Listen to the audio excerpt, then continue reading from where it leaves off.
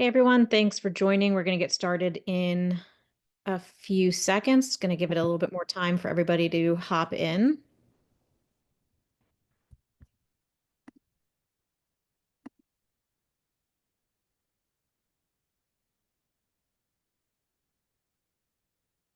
All right. Well, thank you everyone for joining today's Lunch and Learn, social emotional learning in Canvas with Atomic Polls. I'm Lauren Romano from Atomic Jolt, and I have with me Chris Johnson. He's our Regional Manager of Sales. Please note before we get started that this session is being recorded and that I'll be following up with everybody after to share the link. We are excited to give you a tour of our Atomic Polls tool, as well as an overview of our other social learning tools in Canvas and how they can be used to easily integrate social emotional learning into your courses in the LMS. Creating an engaging and supportive learning environment is essential for fostering student growth in today's classrooms. An SEL equips students with the tools to manage emotions, build empathy, and form positive relationships, skills critical for personal and academic success. In this webinar, we will primarily focus on our polls tool, but we'll also provide an overview of some of our other social learning tools like discussions, journals, and assessments. These tools are all seamlessly integrated right into Canvas, and they can transform the way educators promote reflection, peer connection, and engagement in learning. Atomic Polls offers dynamic, interactive features that make it easy for teachers to facilitate meaningful class interactions. It has a variety of advanced settings, and the tool enables quick, safe, and optional anonymous polling, encouraging all students, especially those who may hesitate to speak up in a traditional setting, to express their thoughts and feelings. Here's what our tools can do. They can help with emotional check-ins, making it simple for regular emotional check-ins or temperature checks that help students become more self-aware and provide teachers with valuable insights into student well-being. Empathy-driven engagement. Polling creates a space for students to connect, share openly, and learn to support one another, fostering a sense of belonging and trust. They can be also great for brain breaks and reflection. If you have any questions during this session, please feel free to drop them into the chat or the Q&A, and we'll either answer them live or write in the chat. Please note if you would like to set up a more personalized one-on-one demo of Atomic Polls or one of our other tools, or if you'd like to evaluate it with our free trial, I'll include a link to my calendar in my follow-up email. But now I'll pass it over to Chris. He'll give you a quick overview of Atomic Jolt, how we partner with Canvas to provide enhancements for teaching and learning. And then we're going to do a live demo of polls right in Canvas. Awesome. Thanks, Lauren. So yeah, to take a step back, I'm seeing a few people we haven't met before. So in case you're not familiar with Atomic Jolt, just a little bit about us. We've been lifelong learners in the education space for, at this point, it shouldn't be nearly 20 years. It's been 20 years. And what we aim to do is we really try to make your learning content in Canvas more enjoyable, more engaging, and ultimately more effective for learning. We partner with all major LMSs and have customers across the globe in K-12, higher education, and even corporate customers.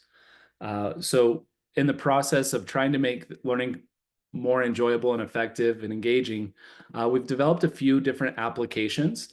As Lauren mentioned, today's webinar is going to focus mostly on Atomic Polls, but I'd like to also show you Atomic Discussions, journals, and assessments.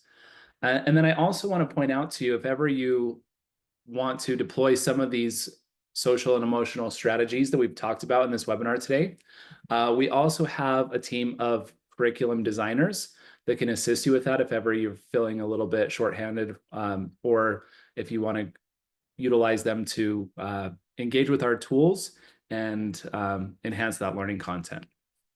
All right. Let's start with Atomic Polls. So ultimately, the goal with Atomic Polls is to ensure that your learners are engaged, capture their feedback, and as Lauren mentioned, utilize them to have these emotional check-ins with your students to ensure they're in the right frame of mind and set up for success when it comes to hopping into your learning content. What we hear from a lot of educators in this space is they want to encourage the student interaction. A lot of the tools out there take them outside of Canvas, and our goal is to keep them within their learning content, but also give them that voice and choice so they can help shape the learning content or just check in with where they're at to ensure that we adapt to their learning needs. I also want to then focus on atomic discussions. Ultimately, the biggest part of social and emotional learning is to ensure that your learners are developing those social skills necessary to function in the world, and to not only focus on academic, but to ensure that they do that collectively and each voice is heard. And we can do that with atomic discussions as well.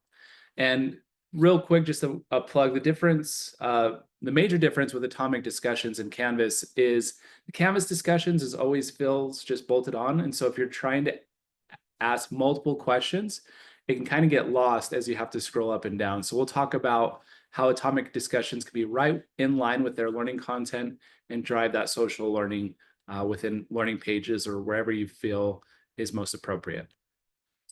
And then I want to talk about atomic assessments. Now, primarily it's used for these formative and summative assessments, but there's a lot of different item types that can lend itself to social and emotional learning that may be a bit different to atomic polls. So I'd like to highlight on that as well.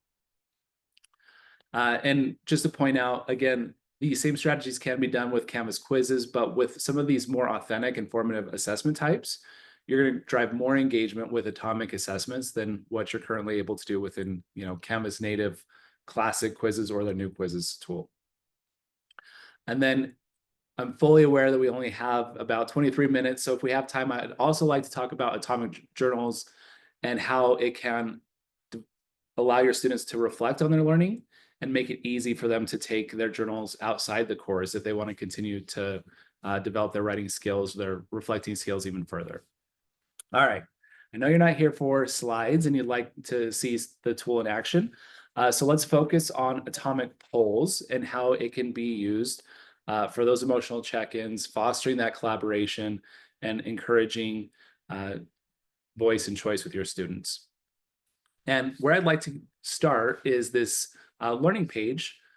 In this classroom environment, we're about to start an English lecture. But before I do, I want to just have that emotional check-in with my students. And I wanted to make it a little bit fun rather than just give them, adjectives to describe how they're feeling today. We've associated with a specific animal, a sad cat, a mad shark, tired moose. And you'll notice that the students have responded to this poll to let me know where they're at before we dive into our English lesson. Now, we can get these quantitative results, but sometimes it's not enough. We also want them to describe how they're feeling and why they chose the animal today, and see if there's any outliers that we need to address before we before we start our lecture. With these feedback here, and I can load all results, I see that most people are happy, ready to move on to our lesson, but I'm getting an outlier with Taylor, and maybe we need to engage with Taylor before we start presenting on our English lesson. So that's one way that atomic polls can be used. Again, it's right within this learning page, so they're kept within Canvas. And I can also ask, again, another more quantitative question, what's necessary to get you ready for this upcoming lecture? Now, my favorite way of embedding a poll within a live class environment when it's a synchronous class is to do it within an announcement, because within announcements, you get those push notifications to your students' one-to-one device, their Chromebooks, to say, hey, engage in this poll right now. And so let's show you exactly how you can create a poll and ask your students, how they're feeling today or how they felt about yesterday's class.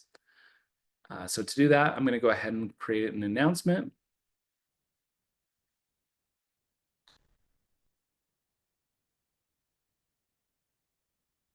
I'm going to ask feedback from yesterday's class. And to create a poll, we can just select our LTI dropdowns and select atomic polls. We're going to give this a quick title to make it easy to manage. Yesterday was 12/2, and we're going to add a question. Now, with atomic polls, you have a variety of different question types, whether it be single response, multiple response. You can allow your students to rank their choice in utilizing drag and drop. Again, this works on all devices, but for the quantitative question types, you may want to do a free response. And for course evaluations or course learning material feedback, you can even create a Likert question. For the purpose of this exercise, we're just going to create a single response. We just want to know how students are feeling from class today. And I'm going to just copy and paste so you don't have to watch me type here. And I can put as many options as I'd like. So I can utilize emojis, again, to try and make that a little bit more playful, K-12 specific.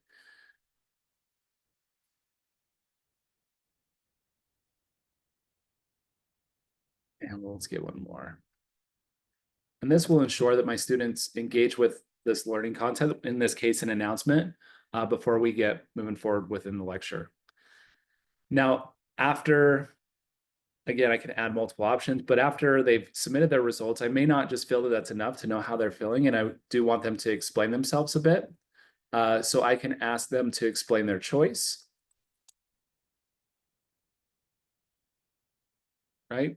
And I can also allow it to shuffle their options if I don't want it to put in this order. I can also make these polls anonymous as well. So if I didn't want necessarily all the students to know how each students are feeling, I can easily do that by making this poll now anonymous, which you'll see I can do right there. I can also hide the poll results for students. Again, there's various different reasons why you may want them to know how the other students are doing in the class, but there's plenty of reasons to say, this may not be a poll where I want to share that with the students. So whether you're trying to get anonymous individual feedback or collective feedback that's more social, you can choose the appropriate student options here. Let me go ahead and save that. And again, as soon as I publish, I can send those notifications right to my students' devices and start seeing them interact with this poll immediately. And it's going to look very much like this experience here. Again, keeping them in Canvas so that all of the time spent in the data that's collected can ensure that you have those available for your student retention dashboards or just more feedback to know that they're on track. The last strategy I would like to show you for atomic polls is for just allowing your students that voice in sharing where they're at within their learning journey. What I like to do is, again, create pages and see where students are before we start a lecture. And here's another way that you're able to do that. Before giving a lecture, you can ask your students, how they feel about a given subject, in this case, fractions. And that will help you know how in depth you need to go with your lecture. In this case, you'll notice it's kind of a mixed bag. We have, some students who are somewhat happy or, average, and then a few students who are feeling pretty lost when it comes to fractions. What I would then do is duplicate this page again. And after we go over the lesson, have them resubmit their results to see how their feedback has changed, how they're feeling about it after you've spent some time going through exercises with them. And you can see all of those results, again, right within Canvas. You can see who's voted, how they've voted, and if they've provided any reason. If you did want to compare those results before and after a specific subject, you're even able to download these results and import them into a tool to track their feelings over time. So whether it be announcements or right within the learning content, ultimately the idea here is you're giving your students the ability to collaborate in their learning journey, share how they're feeling at any given moment, and adapt based on the results that you receive from your students. Now, another thing I'd like to show you with social and emotional learning is how you can drive that social learning piece with your students. I mentioned that we have a tool called Atomic Discussions, and I'd like to show you just a little bit of an example of how it's different from Canvas discussions. So when I work for Instructure, some of the things I would typically see is, a discussion created similar to this, where you've asked multiple different questions, and then students, as they reply, especially as this thread gets very long, it requires you to keep scrolling up to make sure that you're hitting all points, and then scroll down to reply, scroll back up to see the next question. With atomic discussions, you can embed these dialog box right in line with the learning content. And the way that that is different is I've taken that same idea here and placed it within this learning page. So you'll see that if I want to know, what makes a student happy, I can ask that question directly within the content. And then if I also want another thread to ask them, who is your hero, I can easily do that by editing the page and embedding it, embedding a discussion right within the learning content. Let me show you how you do that. Let me also take a drink to get rid of this frog in my throat. All right. So from here, I can select atomic discussions. Again, the question we want it to say is, who's your hero? And we have these settings that allow that social and emotional piece to it. Do we want to allow students to encourage their peers by liking their prompt? Do we want to allow them to interact and engage together with threaded replies? And do we want to avoid any groupthink and allow or require students to post before they can see any of the replies from their peers? And again, the advantage here is now you have students interacting right within the learning content. So if I wanted to address the specific question, who is your hero? I can do that while also addressing the next one below without having to, again, go up and down and understand or to understand what questions were asked and engage effectively. For those social pieces, you'll notice that part of social and emotional learning is to foster collaboration and to support each other. In this example, Taylor mentioned that he's not really happy today because he has a bit of a cold, and so you'll see that students are hopping in and replying to his thread to say that they hope they get feeling better, offering support, and again, just fostering that social learning and driving that social learning. So at this point, we've talked a little bit about polls and how they can be used for social learning and providing feedback on the learning material. We've talked about discussions that allow students to interact right within the context of their learning content. Inevitably, if you start adding a lot of polls, it essentially is going to lose some of its novelty. And that's where I want to talk a little bit about atomic assessments and how you can use atomic assessments to also capture feedback, but with different item types. So since this is a more of a K-12 focused webinar, I wanted to create another opportunity for students to share their feedback. And in this case, the teacher has shared a video, discussed all the things they've learned. And in this assessment, they've asked right within a page for them to draw a self-portrait on how the students are feeling after the first week. So again, rather than getting that qualitative feedback where they just select one option, in this case, with an atomic assessment, you can have your students draw out how they're feeling. And you can choose what tools are given to them to do that. They can use their stylus on their one-to-one device, or they can use their mouse in their Chromebooks or on their laptops. In this case, I've only given them a few colors, but they can draw exactly how they're feeling today. And this gives them just another way of sharing how they're doing emotionally or how they're feeling towards the first week of class without requiring them to engage in another poll. So when I was learning or when I was instructing, the one thing that I would try and do is kind of hide all the different ways that I'm collecting feedback and driving engagement and try and mix it up so it doesn't feel a bit too repetitive. And combining atomic discussions, polls, and assessment really allows you to give multiple different ways to engage your students while also getting to the root of what social and emotional learning is to check into your students and ensure that they're coming to class healthy, emotionally, physically, and ready to learn. What I also like about atomic assessments is you can also get reports. So in this case, I have a learner who's, taken me up on the opportunity to draw how they're feeling today.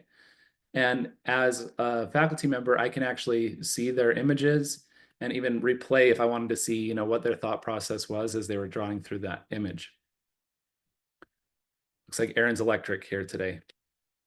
Now, a lot of this lecture or this webinar has been focused on, check-ins and seeing how students are doing. The other assessments that you're able to do with your students is to have them, auditorially tell you how they would deploy certain strategies. Part of social and emotional learning is trying to develop problem-solving skills. And I know that when I was a student, one of the hardest thing to overcome was lack of focus or, the ability to try and keep on track. And so what I'd like to do as the teacher in this course is ask students to fill out what their strategies are for focusing. And rather than making this, writing a 3-page response, I'm going to give them the opportunity to just hop on and share with me auditorially how they would deploy some of these focus strategies. So let me grab this here.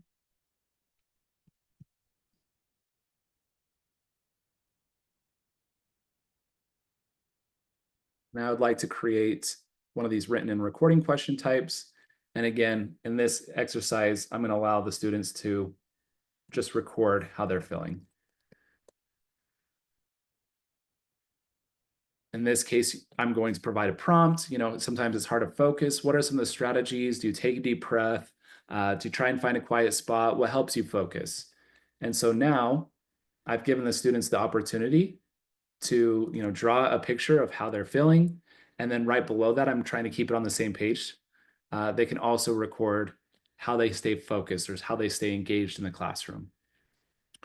So again, that's atomic assessments. There are over 40 different question types, and each of these question types have different ways of engaging your students and allowing your students to share with you how they're feeling, how they're doing, utilize their problem-solving skills.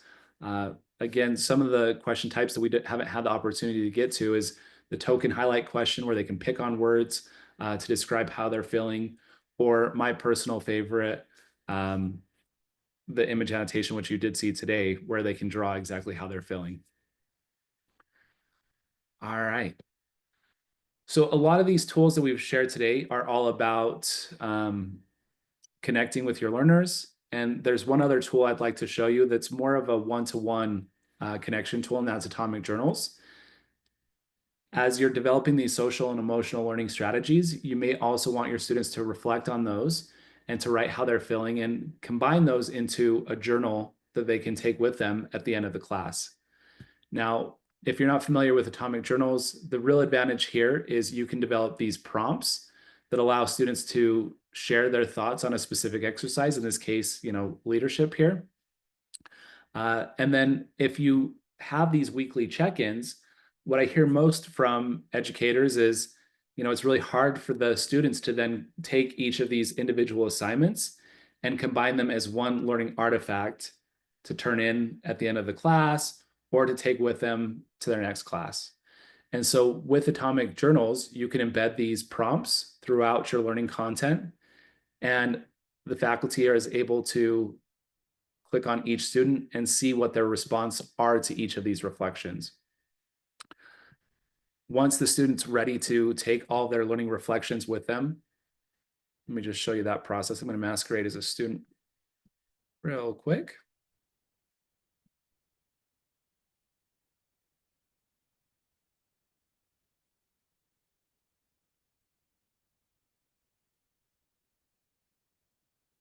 They have this added ability to not only edit what they've already written, see exactly where they are within that learning journal in the timeline, but they can also download their journal at any time. And that combines all of the learning prompts into one PDF form. So they have it with them, an example of, all of the reflections they've done throughout their course. So at this point, we've taken a look at atomic polls, seen how we can use atomic polls to give our students that voice and choice, have those emotional check-ins. We talked a little bit about atomic discussions and how that tool allows your students to interact directly within the learning content and do it in line with those learning pages, announcements, or whatever it makes sense to embed those discussions within. We looked at atomic assessments and how you can use that for those emotional check-ins, but also how you can use that to ensure that your students are using their problem-solving skills that you've talked about within class. And then this tool, of course, Atomic Journals, allows you to embed multiple different reflections throughout your course and make it very easy for your students to take those with them outside of the course if necessary. All right. That's a lot of tools all within a short webinar, but I hope that they were able to give you some new ideas and strategies to help engage your students and really drive them both emotionally and socially and academically right there within Canvas. If you have any questions or would like to learn more about implementing these tools, please don't hesitate to reach out to Lauren or myself. We're here to support you as you want to talk through some of these social and engagement tools. All right, Lauren, that's all from me. Thanks, Chris. Have a great day, everyone.